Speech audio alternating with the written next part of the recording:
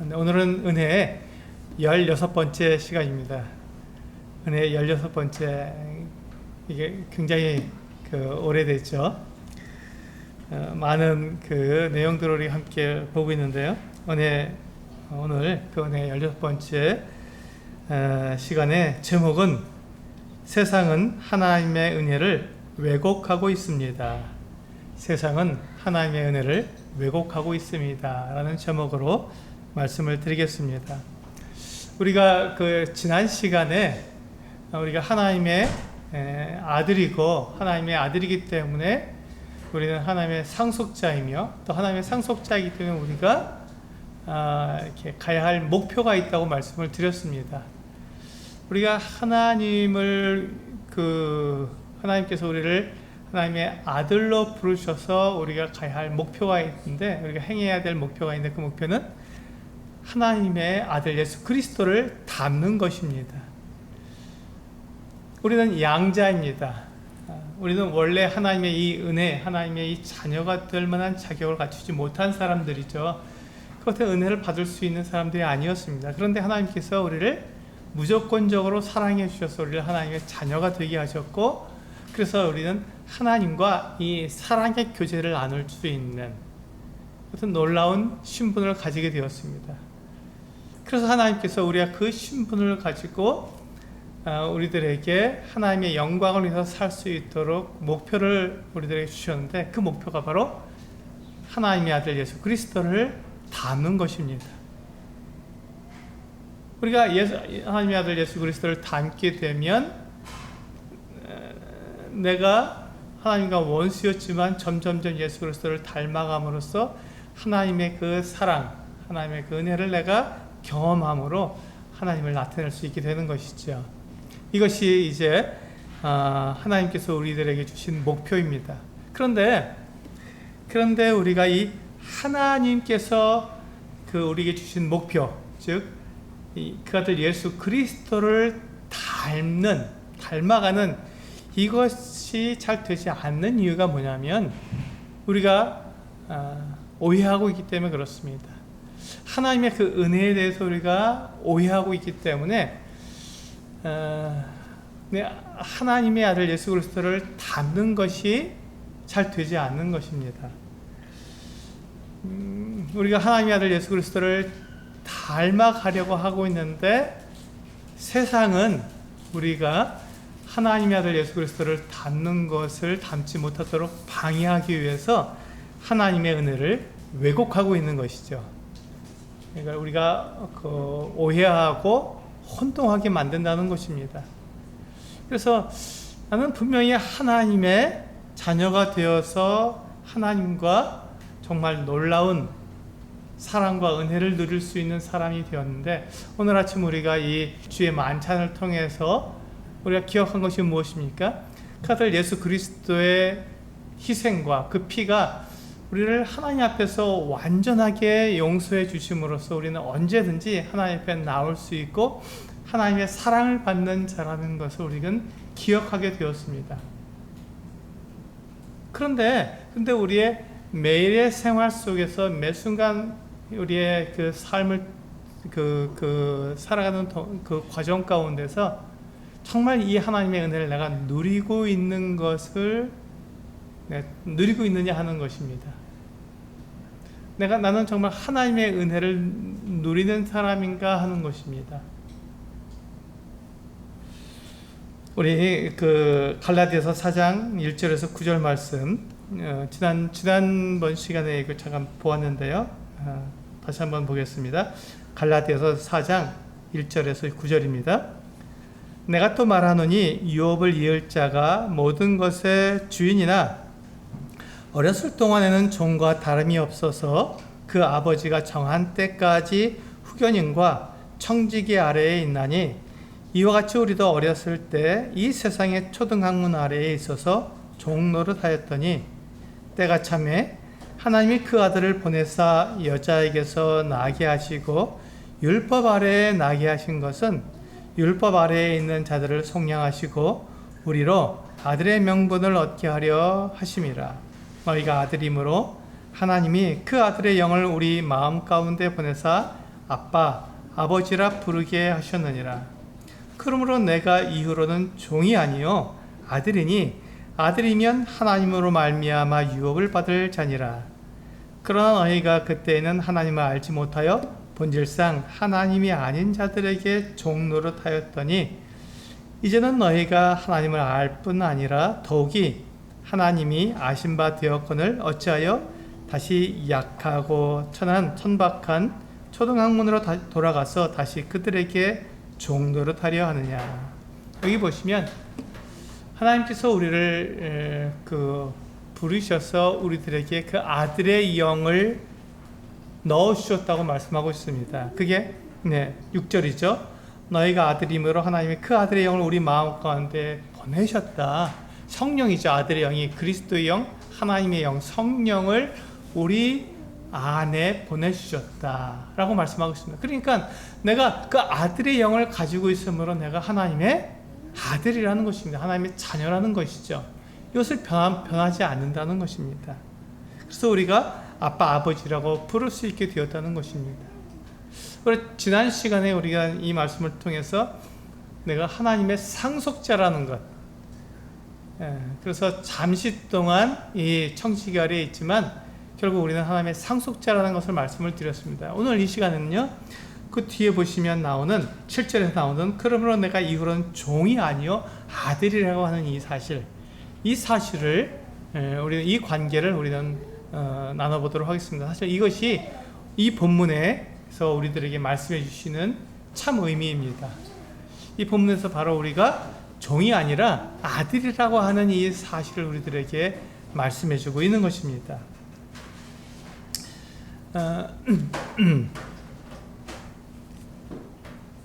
우리가 내가 종이냐 내가 아들이냐 하는 이 사실에 대해서 우리는 이미 잘 알고 있습니다. 내가 아들이다라는 사실을 잘 알고 있는데, 그럼에도 내가 하나님의 관계 가운데 내가 나아가게 될 때 우리는 행위로 하나님께 나아가려고 한다는 것입니다. 마치 내가 종인 것처럼 하나님께 나아갈 때는 내가 하나님을 기쁘시게 하고 하나님께 내가 어떤 자격을 갖춰서 나가려고 하는 그 같은 그 모습이 우리들에게 있다는 것입니다. 제가 이 부분을 이제 이렇게 생각하고 연구하면서 우리는 왜 이렇게 하나님께 나아간다고 말하지만 우리가 하나님께 잘 나아가지 못하는가 하는 것을 생각했을 때 여기에 대한 오해가 있기 때문이라고 생각이 되었습니다.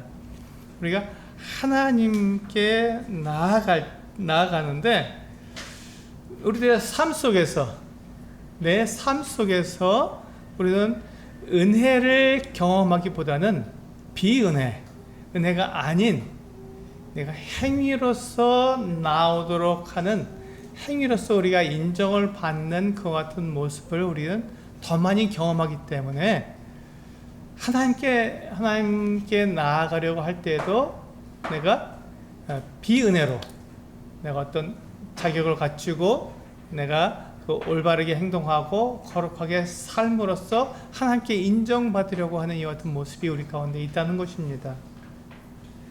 그래서 이 갈라디아서 4장 7절에서 보시면 그러므로 내가 이후로는 종이 아니요 아들이라고 분명히 말씀해 주고 있습니다.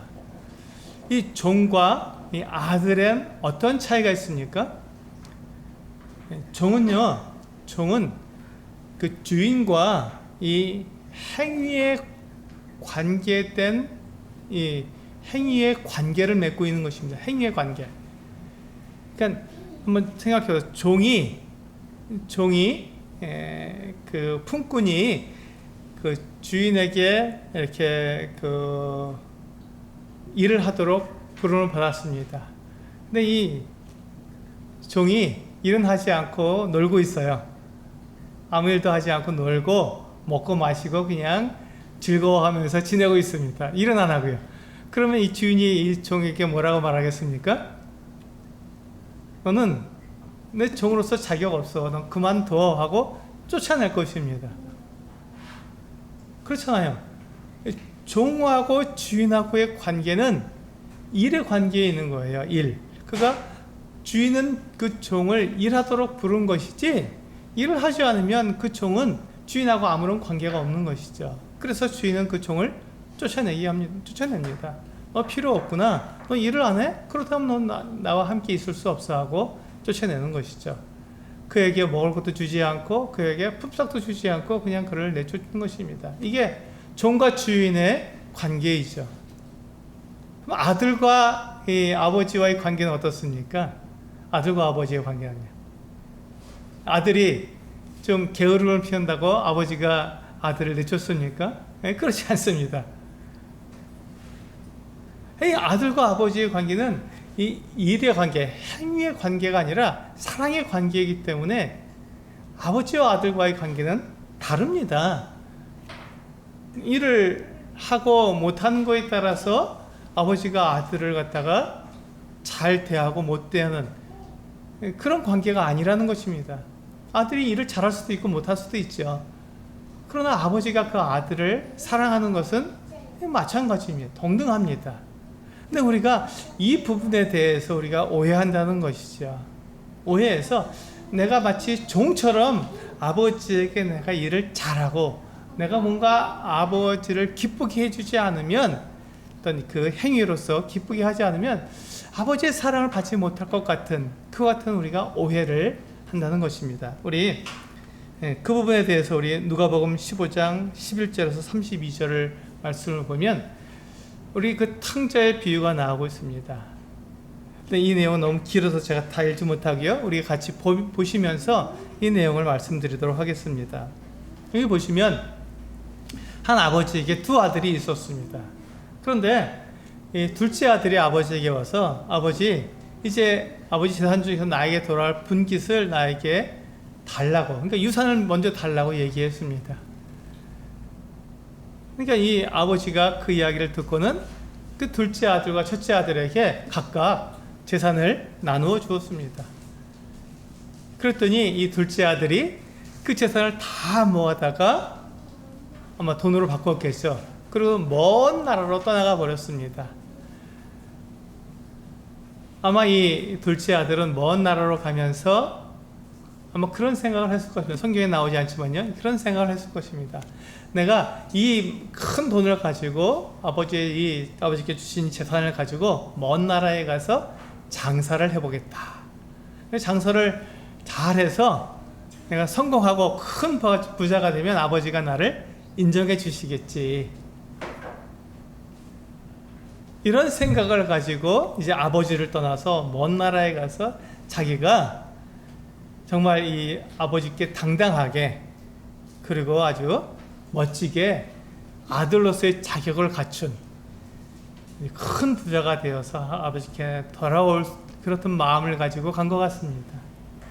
지금 이 아들은 아버지에 대해서 오해하고 있는 것이죠.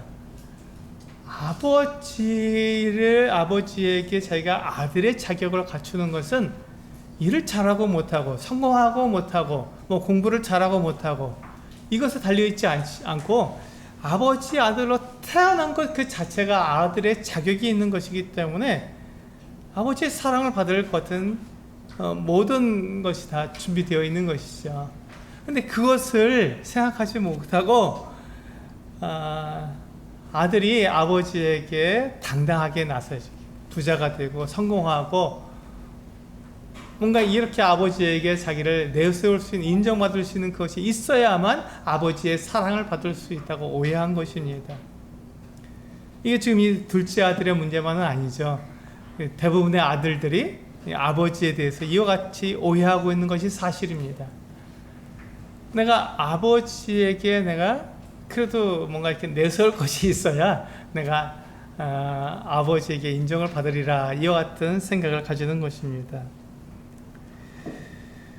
그런데 이 아들이 먼 나라에, 아버지의 통제를 받지 않는 먼 나라에 가서 그 큰 돈을 가지고 있으니 어떤 일이 생겼습니까? 유혹을 받지요. 유혹을 받습니다. 그래서 그 먼 나라에서 그 많은 돈을 허랑방탕하게 다 써버렸습니다. 친구들과 먹고 마시고 다 써버리게 된 거예요.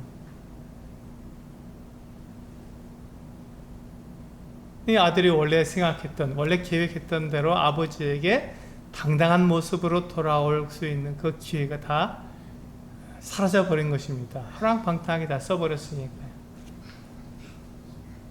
그런데 마침 또 그때 그 나라에 흉년이 들었습니다. 흉년이 들어서 이제 먹을 것이 없는 것이죠. 그래서 이 둘째 아들이 가서 그 어떤 사람에게 가서 붙여 살았습니다. 그러니까 품꾼이 되었단 말입니다. 그래서 일을 하면서 먹고 살려고 했는데 그 사람이 이 둘째 아들을 돼지 치러 내보낸 것입니다. 그 유대인들에게는요, 돼지는 부정한 짐승입니다. 먹을 수가 없어요. 그런데 이 돼지를 기른다는 것은 생각할 수 없는 일이죠.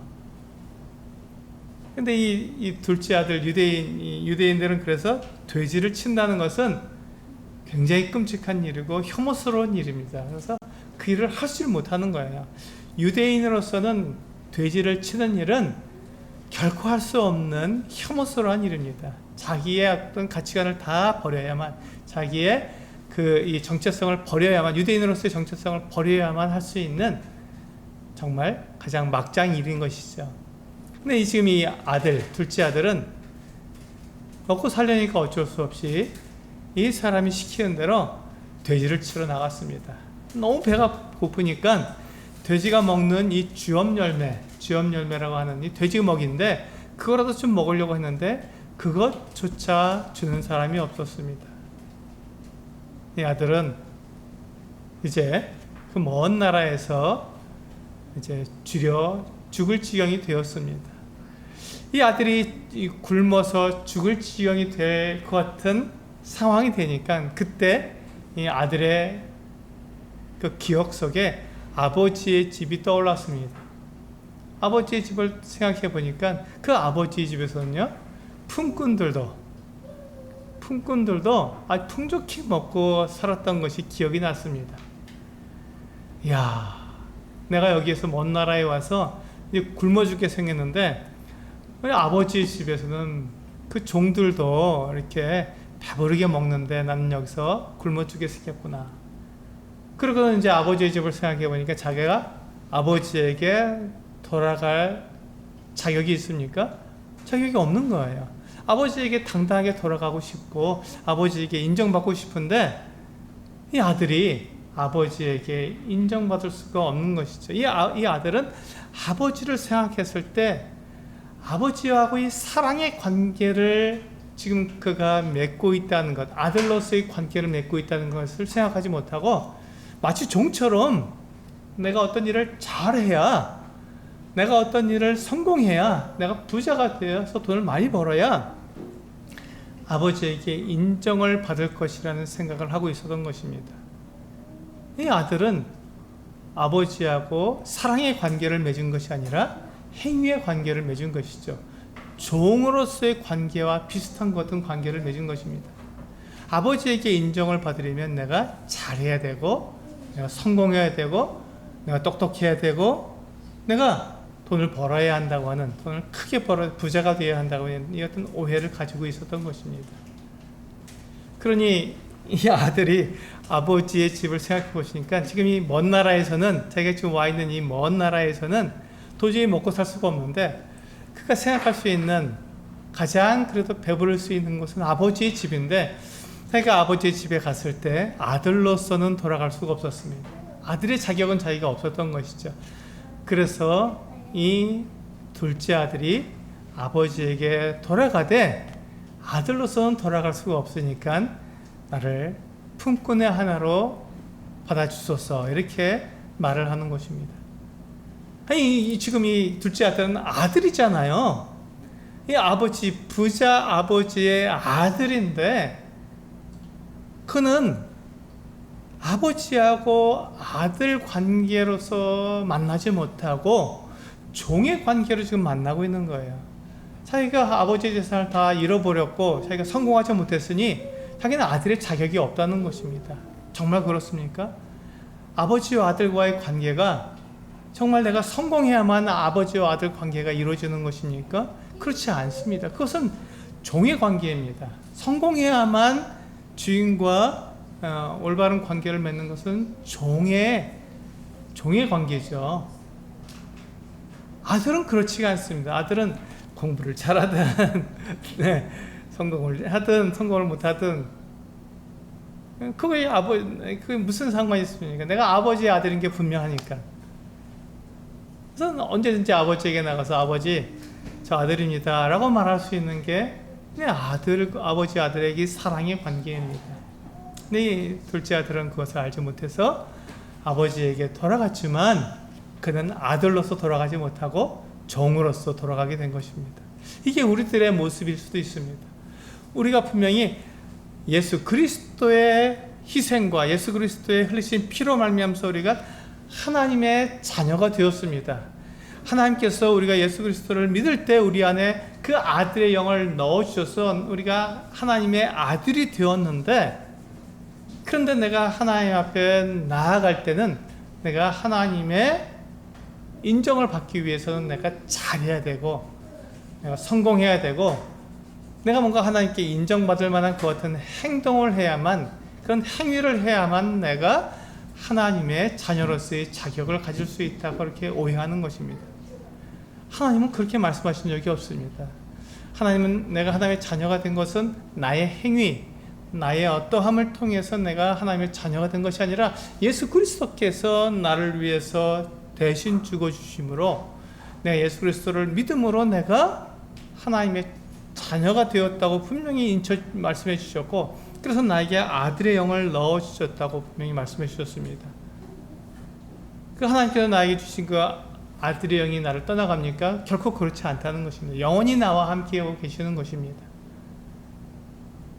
그러니 내가 하나님과 맺은 이 아들의 관계, 이 사랑의 관계는 나의 어떠함 때문에 그것이 바뀌어지지 않는다는 것입니다.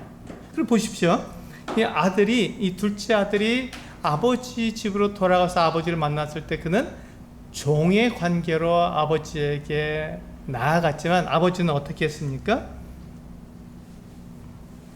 네, 20절에 보시면, 누가복음 15장 20절부터 보시면, 이에 일어나서 아버지께로 돌아가니라. 아직도 거리가 먼데 아버지가 그를 보고 측은히 여겨 달려가 목을 안고 입을 맞추었습니다. 이게 아버지입니다. 지금 이 아들은 어떻습니까? 거지 중에서도 상거지의 모습일 것입니다. 너무 배고파서 빗쩍 마른, 정말 이 몰골이 말이 아니고, 그가 입고 있는 옷도 그는 지금 보니까 발에 신발도 없이 맨발로 지금 걸어 다니는 것 같습니다. 그가 아버지에게 받은 이 반지도 다 빼서 다 팔아먹고 없는 것 같고요. 옷도 다 낡아서 그렇게 정말 허름한 옷을 입고 있는 것 같습니다. 그렇죠. 돼지 치는 사람이 무슨 좋은 옷을 입고 돼지를 치겠습니까? 그런데 아버지는 이 아들이 돌아오는 모습을 보고 달려나가서 목을 끌어안고는 그 입을 맞추었습니다. 이 아들이 어떠한 모습이든지 상관없이 아버지는 그 아들을 사랑하는 것이죠.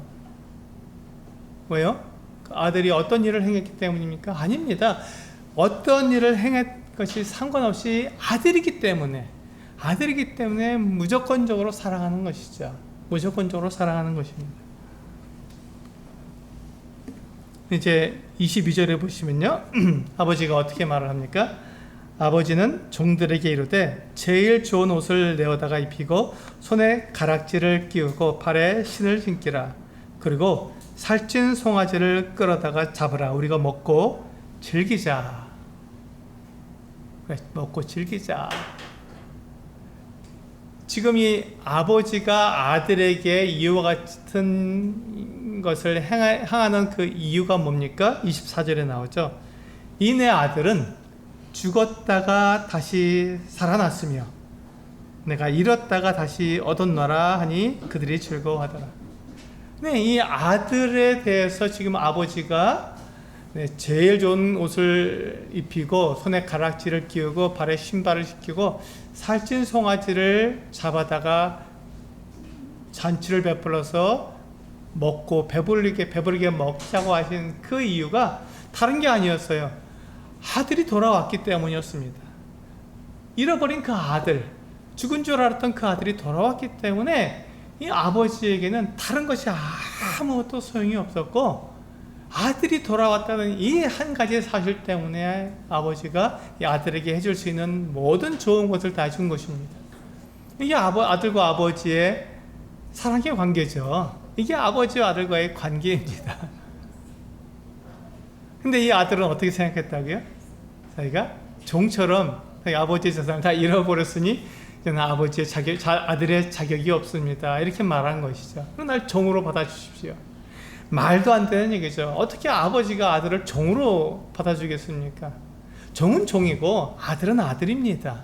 아들이 종이 될 수가 없는 것이죠. 근데 우리가 하나님께 나아갈 때 하나님께서 나를 이미 아들로 받아주셨고 나에게 아들의 영을 넣어주셨는데, 내가 하나님께 나아갈 때 마치 이 둘째 아들처럼 오해한다는 것입니다. 하나님께 나아갈 때 내가 하나님께 사랑을 받을 만한 자격을, 내가 그런 행동을 했어야만 저는 한 주 동안 그같이 내가 신앙인으로서 믿음의 삶을 잘 살았으면 하나님께 예배할 자격이 있고, 그런 삶을 잘 살지 못하고 내가 유혹을 받고 죄를 짓고 이렇게 살았다면 하나님께 예배할 자격이 없다고 생각해서 예배를 못 드리고 그냥 고개를 푹 숙이고 주여 이렇게 생활한다는 것입니다. 이게 우리들의 모습 아니겠습니까? 근데 하나님께서 우리를 보실 때 우리를 결코 종으로 보시지 않는다는 거예요.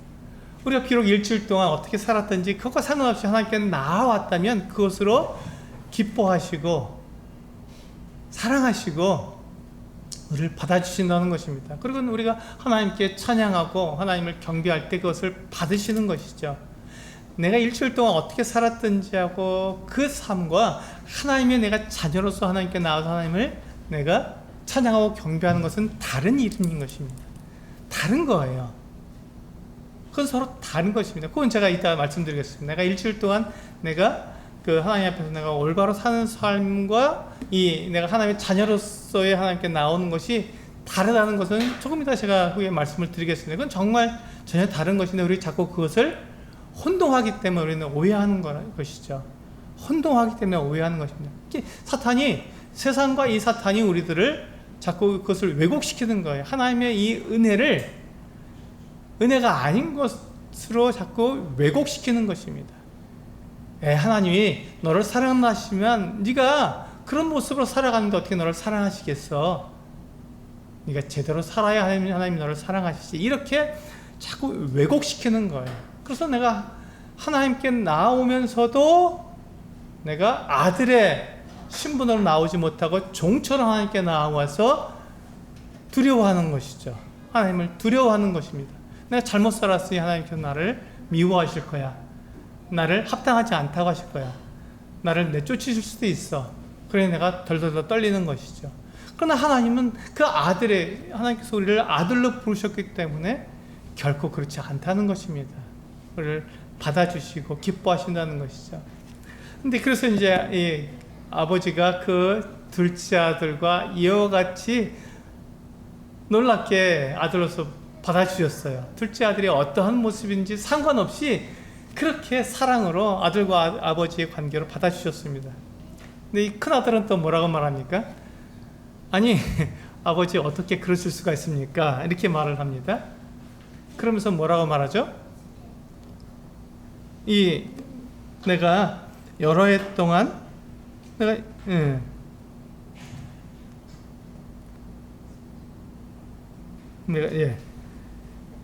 29절에 보시면 아버지께 대답하여 이르되 내가 여러 해 아버지를 섬겨 명을 어김이 없거늘 내게는 염소 새끼라도 주어 나와 내 벗으로 즐기게 가진 일이 없더니 아버지의 살림을 창녀들과 함께 삼켜버린 이 아들이 돌아오매 이를 위하여 살찐 송아지를 잡으셨나이다. 이 아들도, 이 큰 아들도 아버지와 어떤 관계를 맺고 있었어요? 네, 종의 관계를 맺고 있었던 거예요. 아버지를 오해하고 있었던 것이죠.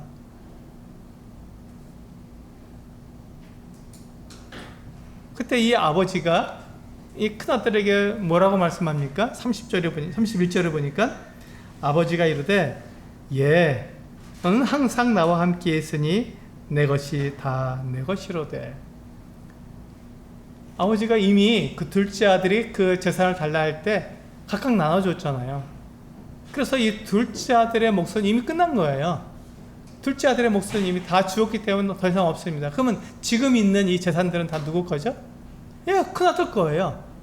큰아들 건데, 이게 아버지와 함께 있으니까 아버지와 아버지의 그 지혜, 아버지의 경험을 따라서 이 지금 재산을 잘 관리하고 있는 것 뿐인데, 이 재산의 주인은 누구라고요? 예, 아들 거예요. 큰아들 겁니다. 근데 이 큰아들이 뭐라고 말하냐면, 자기가 여러 해 동안 아버지를 이렇게 섬겼지만 염소 새끼 하나라도 아버지가 주시지 않았습니까? 안 주었습니다. 너무 억울합니다. 이렇게 얘기하는 거예요. 이게 다 자기 건데, 자기 건데도 그것에 대해서 아버지가 주지 않았다고 불평하는 모습. 이게 이 큰아들도 역시 아버지를 오해하고 있었던 것입니다. 근데 아버지가 뭐라고 말합니까? 내 것은 다 내 거다. 지금 우리가 갖고 있는 이 모든 재산 다 네 거 아니냐? 네 마음대로 쓸 수 있어. 네 마음대로 쓸 수 있어. 근데 너는 마치 이것을 종처럼 그렇게 생각했거든. 네 아들 아니냐? 내 모든 그 상속자 아니냐? 이 모든 재산을 다 상속할 사람은 너야. 이게 다 네 거야. 이렇게 얘기해 준 것입니다. 이와 같은 이 아버지의 마음을 우리가 오해하게 되면, 내가 자꾸 아버지에 대해서 내가 아들로 나아가는 것이 아니라 종으로 나아가게 되니까 여기서 문제가 생기는 것이죠. 왜 우리는 이와 같은 일들을 하게 됩니까? 왜 우리는 자꾸 하나님과 내가 아들과 아버지의 이 놀라운 사랑의 관계인데 이것을 자꾸 종의 관계로서 어떤 행위를 통해서 하나님께 나아가려 하는 이 같은 모습을 우리들이 자꾸 우리가 택하는 것이죠. 그 이유는 우리들의 삶 속에 만연되어 있는 이 세상이 왜곡시켜 놓은 하나님의 이 은혜를 우리가 자꾸 하나님의 은혜를 경험하지 못하고 이 비은혜를, 은혜가 아닌 것을 자꾸 경험하다 보니까 마치 하나님도 우리를 그렇게 대하는 것으로 생각한다는 것입니다. 우리가 가정에서, 우린 가정에서부터 이 은혜가 경험되어야 합니다. 하나님께서 이 부모와 자식 또 남편과 아내 사이에 분명하게 이 사랑의 관계라는 것을 사랑의 관계로 묶어주셨습니다. 우리 가족은요, 부모와 자녀 그리고 남편과 아내의 관계는 결코 이 행위 관계가 아닙니다. 종의 관계가 아니에요. 잘해야만 사랑을 받는 그런 관계가 아닙니다. 이 가족이라는 관계는요, 그 어떤 이 행위와 상관없이 그 존재로서, 내가 이 남편이기 때문에, 내가 아내이기 때문에, 내가 아버지이기 때문에, 내가 아들이기 때문에 서로 사랑하는 관계인 거예요. 한번 생각해 볼까요? 아버지가 성공하고 부자고 굉장히 이렇게 잘 나가는 분이어야만 우리가 그 아버지를 존경하고 아버지로서 우리가 인정하게 됩니까? 전혀 상관없습니다. 그것과 상관없습니다. 우리가 자녀들이 부모를 인정하는 것은 내 부모이기 때문에 부모를 존중하고 부모를 사랑하는 것입니다. 다른 게 없어요. 부모가 좀 못나고 부모가 좀 이렇게 가난하고 그렇다고 해서 그 부모를 우리가 업신여기고 무시하겠습니까? 그렇지 않다는 것입니다. 근데 세상은 자꾸 그렇게 우리들의 마음속에, 우리들의 생각 속에 그런 부모가 부자 아빠여야, 잘 나가는 부모여야, 자식들을 잘 돌봐주는 부모여야 부모의 자격이 있다고 그렇게 왜곡시킵니다. 세상이 그렇게 왜곡시키는 거예요. 그러니까 우리가 그것에 대해서 세상에서 그런 가르침, 그런 이야기를 듣다 보니까 오해하고 있는 것이죠. 부모가 자녀를 볼 때 자녀가 공부를 잘하고 이렇게 어떤 행동을 잘해야만 부모가 자녀를 사랑합니까? 그렇지 않습니다. 부모는 자녀가 어떠한 모습이든지, 심지어 그 자녀가 장애를 가져서 의사소통이 잘 안 되는 경우에도 그 자녀를 사랑합니다. 그 자녀에게 모든 것을 주고 싶어 하는 거예요. 이게 부모와 자녀 간의 이 무조건적인 사랑의 관계입니다. 그런데 자녀가 내가 그 부모님께 인정받고 사랑받으려면 내가 공부도 잘하고 똑똑하고 성공하고 좋은 대학도 가고 그래야 되지라고 생각한다면 그건 잘못된 거예요. 그건 오해라는 것입니다. 많은 청소년들이 그 부분에서 오해하잖아요. 그래서 자기가 시험 성적이 떨어지면 부모에게 실망을 줬다고 해서 막 자살하기도 하고 이렇게 합니다. 부모와 자녀의 관계는 결코 어떤 행위, 무엇을 하느냐 못하느냐의 관계가 아니라는 것입니다. 남편과 아내의 관계는 어떻습니까? 똑같습니다. 남편과 아내의 관계도 마찬가지입니다. 남편이 돈도 많이 벌고 또 일도 잘하고 이래야만 남편의 자격이 있습니까? 남편으로서 사랑받고 존중받을 자격이 있는 것입니까? 그렇지 않지 않습니까? 내 남편이기 때문에 남편이 나가서 사업을 하다가 사업에 실패를 할 수도 있고 어떤 일을 하는데 일을 잘 못할 수도 있습니다. 그런데 그것 때문에 남편을 사랑하고 사랑하지 않는 것이 아닙니다. 물론 남편이 일을 잘하고 또 사업에 성공하고 하면 더 좋겠죠. 그러나 그건 더 좋은 것이지 그것이 내가 남편을 사랑하고 존중하는 이유가 되지는 않는다는 것입니다. 그것이 이유가 되지 않습니다. 남편이기 때문에 나의 남편이기 때문에 사랑하는 것이고 존중하는 것이고 우리가 함께 하는 것이죠. 아내들은 어떻습니까? 아내들도 집에서 음식을 잘하고 집안 청소를 잘하고 막 이렇게 하면 너무 좋겠죠. 그러나 그걸 못한다고 해서 아내의 자격이 없는 것입니까? 그렇지 않다는 것입니다. 이렇게 우리는 가족의 관계는 일의 관계가 아니라 무엇의 관계라고요? 사랑의 관계라는 것입니다. 그가 내 아버지이기 때문에, 그가 내 아들이기 때문에, 그가 내 남편이기 때문에, 아내이기 때문에 사랑하고 그러기 위해서 모든 좋은 것을 주는 것이지 그가 무엇을 하기 때문에 그렇게 하는 것은 결코 아니라는 것입니다. 근데 세상은 이것에 대해서 자꾸 왜곡시키는 거예요. 잘해야 사랑받을 만하지, 성공해야 남편의 자격이 있지, 외모가 예뻐야 아내로서 사랑받을 자격이 있지, 이런 식으로 세상은 자꾸 이 관계를 왜곡시키는 거예요. 자꾸 왜곡시키고 있는 것입니다. 그래서 우리가 그런 경험을 하다 보니까 어떻게 됩니까? 하나님도 마치 그런 분인 것처럼 우리가 왜곡하는 것이죠. 오해하는 것이죠. 하나님 결코 그런 분이 아니십니다. 하나님은 우리를 사랑하시고 우리를 자녀로 부르셔서 하나님의 이 아가페 사랑, 무조건적인 사랑을 우리들에게 베푸시는 그 같은 분이십니다. 그래서 우리가 하나님께 나아갈 때 우리는 결코 두려워하거나 나의 어떤 행위 때문에 하나님께 나아가거나 또 나아가지 못하는 그런 태도를 취할 필요가 없다는 것입니다. 하나님 우리를 무조건적으로 받아주시기 때문에 그렇습니다. 근데 여기에서 우리는 오해하는 경우가 있습니다. 그렇다면 우리가 하나님께서 나를 무조건적으로 받아주시니 내가 구원받았으니까 나는 아무것도 하지 않아도 되고 나는 이제 그냥 편안하게 난 저 아들이니까 놀고 먹고 그렇게 살아도 되는 겁니까? 이런 그런 생각이 떠오르게 됩니다. 근데 하나님께서는 그 부분에 대해서는 이렇게 말씀하십니다. 내가 아들이기 때문에 내 어떠한 모습으로도 하나님께 나아갈 수 있는데 하나님께서는 우리들에게 말씀하셨습니다. 그러니까 내가 거룩하니 너희도 거룩하라. 너희는 경건하게 살아야 한다.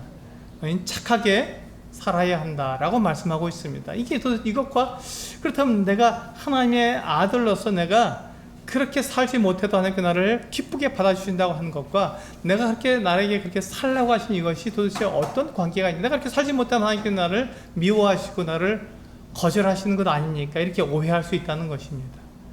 이 부분에 대해서는 우리가 오해하지 않아야 됩니다. 하나님께서 나와 맺으신 관계는 아버지와 아들의 관계입니다. 무조건적인 관계입니다. 그런데 우리가 하나님께서 우리들에게 어떤 일을 맡기실 때가 있습니다. 직분을 주시고 우리들에게 어떤 사명을 주실 때가 있습니다. 우리 모두는 다 은사를 가지고 있죠. 우리 거듭나는 순간 우리들에게 은사를 주셨습니다. 그래서 그 은사를 가지고 우리가 교회를 이루도록, 그리고 교회를 세워서 그리스도를 닮아가도록, 그리스도의 장성한 분량에 이르도록 우리들에게 어떤 직분과 사명을 주신 것입니다. 그래서 이 직분, 이 사명을 받은 사람은 이 직분을 행할 때는 우리가 종의 자세로 행해야 한다는 것입니다. 우리가 하나님과의 관계는 아버지와 아들과의 관계이지만 하나님께서 우리들에게 어떤 일을 맡기셨을 때, 우리가 하나님께서 맡기는 그 일을 할 때는 우리는 종의 자세로 그것을 해야 한다는 것입니다. 우리 고린도전서 4장 2절 말씀을 보시면, 사도 바울이 이와 같이 말씀하고 있습니다. 그리고 맡은 자들에게 구할 것은 충성이니라. 사도 바울은요, 로마서 1장, 갈라디아서 1장, 로마서 7장, 고린도전서 7장, 그 이후에 또 다른 사도들도 그렇고요. 그들이 교회에게 편지를 쓸 때 자기들을 뭐라고 말을 하냐면 예수 그리스도의 종이라고 말을 합니다. 예수 그리스도의 종이라고 말을, 그들이 하나님의 아들이 아닌 것이 아닙니다. 하나님의 아들이 분명하지만 자기 자신들의 직분, 그들의 사명을 말할 때는 그들은 예수 그리스도의 종이라고 말하고 있습니다. 왜 그렇죠? 그것은 그들이 하나님께 그 어떤 일을 맡겨졌기 때문에 그 일을 할 때는 그들이 종의 자세로 한다는 것입니다. 그래서 그렇게 어떤 일을 맡은 자들에게는 뭐가 필요하다고요? 충성이 필요하다고요. 종의 자세가 필요하다는 것입니다. 이 종의 자세가 필요하다는 거예요. 그래서 내가 하나님과 이 아버지와 아들의 사랑의 관계, 무조건적인 관계가 이 일의 관계 때문에 끼어지거나 영향받는 것은 전혀 아닙니다. 전혀 아니에요. 전혀 서로 다른 관계, 서로 다른 일이기 때문에 이것은 전혀 다른 것입니다. 그래서 하나님께서 우리 그 성도들에게 어떤 일을 맡기셔서 직분이나 사명을 감당하게 하실 때 그 직분과 사명을 행할 때는 우리는 종의 자세로서 충성을 해야 한다는 것입니다. 최선을 다해야 하는 것이에요. 만약에 그 사람에게 하나님께서 맡기신 그 일을 그 사람이 행하는데, 그 성도가 행하는데 충성하지 못하면 어떻게 됩니까? 부끄러워지는 거예요. 그 일에 대해서는 하나님 앞에 그는 마땅한 그 일은 마땅하게 행하지 못한 것이 되는 것이죠. 그래서 사도 바울이 고린도전서 9장 27절에서 이와 같이 말합니다. 내가 내 몸을 쳐 복종하게 함은 내가 남에게 전파한 후에 자신이 도리어 버림을 당할까 두려워함이로다. 여기 보시면 바울은 지금 자기가 하나님의 하나님께 직분을 받았습니다. 무엇이죠? 이방인의 사도, 이방인들에게 복음을 전하는 이와 같은 직분을, 같은 사명을 가지고 있습니다. 그래서 그 일을 행하는 데 있어서 그는 종의 자세로 일을 한 것입니다. 그런데 만약에 그가 그 일을 감당하는데 충성하지 못하고 게으르게 하거나 그가 나태해지거나 그가 그 일을 하는데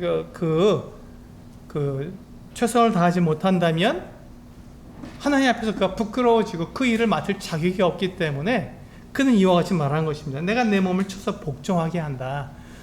하나님께서 나에게 맡기신 그 일을 하기 위해서 내 육체가 게을러지려고 하고 그 일을 하지 않으려고 하고 놀고 먹으려고 하는 이와 같은 그 내 육체의 그 욕심이 나올 때 내 몸을 쳐서 복종시킨다는 것입니다. 무엇에 복종시킨다고요? 하나님께서 주신 그 직분에, 하나님께서 맡기신 그 사명에 복종시킨다는 것입니다.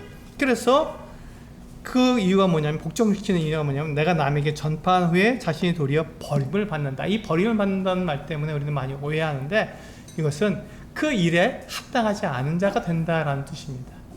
그 일에 합당하지 않은 자가 된다. 그러니까 하나님께서 바울에게 그와 같은 그 직분과 사명을 맡기셨는데 그가 그 일을 제대로 하지 않으면, 충성스럽게 하지 않으면 그는 그 일에 합당하지 않은 자가 되기 때문에 그는 그 일에 합당하지 않은 자가 돼서 그 일을 그가 더 이상 맡지 못하는 자가 될 수 있기 때문에 그는 그것을 두려워했습니다. 그래서 그 일을 하는 데 있어서는 자기가 그 몸을 쳐서 복종시킨 것입니다. 최선을 다하고 충성을 다하기 위해서 그렇습니다. 그래서 이 두 가지는 서로 다른 것입니다. 내가 하나님의 자녀, 하나님과 사랑의 관계를 가지고 있어서 내가 어떠한 모습, 어떠한 상황에 있든지 하나님께 기쁨으로 나아갈 수 있는 것과, 내가 하나님께 이 사명과 직분을 받아서 그 일에 최선을 다해야 하는 것과는 서로 다른 것입니다. 우리가 만약에 하나님께 받은 사명, 그 직분을 내가 최선을 다하지 못했습니다. 그럼 하나님께서 너 그 일을 내가 너에게 맡겼는데 네가 그 일을 다하지 못했구나. 이제 그 일을 너희는 더 이상 할 수가 없다. 그 일은 내가 다른 사람에게 맡기겠다. 이렇게 하셨을 때 우리는 하나님 앞에 죄송한 마음이 들죠. 그것과 내가 하나님 앞에 내가 자녀로서 하나님께 나아가는 것은 전혀 다른 이야기라는 것입니다. 내가 그렇게 그 일을 잘 못했다고 해서 하나님께서 나를 갖다가 내쫓으시거나 너는 내 아들의 자격이 없어 라고 그렇게 나를 대하시지 않는다는 것입니다. 그것은 서로 다른 거니까요. 직분과 아들의 관계는 서로 다른 것입니다. 그래서 아들로서 내가 거듭나서 내가 아들의 관계가 된 것은 그것은 영원한 것입니다. 결코 변할 수가 없는 거예요. 그것은 잃어버릴 수가 없는 것입니다. 그런데 내가 이 직분에 대한 것은요, 내가 충성하고 최선을 다하지 않으면 잃어버릴 수도 있는 거예요. 이건 서로 다른 것입니다. 근데 내가 그것을 잘 못했다고 해서 하나님께서 너 내 아들 될 자격이 없어라고 말하시는 것은 결코 아니라는 것입니다. 이 두 가지가 서로 다른 것입니다. 그래서 우리가 하나님 앞에 최선을 다하고 하나님께 우리가 충성해야 되는 부분은 하나님께서 우리들에게 맡겨주신 직분, 사명에 관한 부분입니다. 우리가 그걸 잘 못했을 때는 우리가 부끄러워질 수 있습니다. 하나님께서 그 일을 나에게 너 그만해라, 다른 일을 해라 이렇게 말할 수도 있다는 거예요. 그러나 내가 이 일을 잘 못했다고 해서 하나님의 아들의 자격을 잃어버리는 건 결코 아니라는 것입니다. 이 두 가지가 우리가 혼동되면 내가 일을 잘 못한다고 해서 하나님의 자녀의 자격을 내가 잃어버리는 것처럼 그렇게 오해할 수 있는 것이죠. 세상과 사탄은 우리들에게 그것을 자꾸 왜곡시키는 거예요. 하나님이 너를 사랑하신다고? 그래, 그거 맞지. 그런데 네가 하나님의 사랑을 받을 만한 자격이 있을 때 너를 사랑하시는 거야. 야, 네가 그렇게 형편없이 행동하는데 네가 이제 죄를 짓고 있는데 하나님 너를 사랑하실 리가 없지. 이렇게 우리에게 하나님의 은혜를 왜곡시키고 있는 것이죠.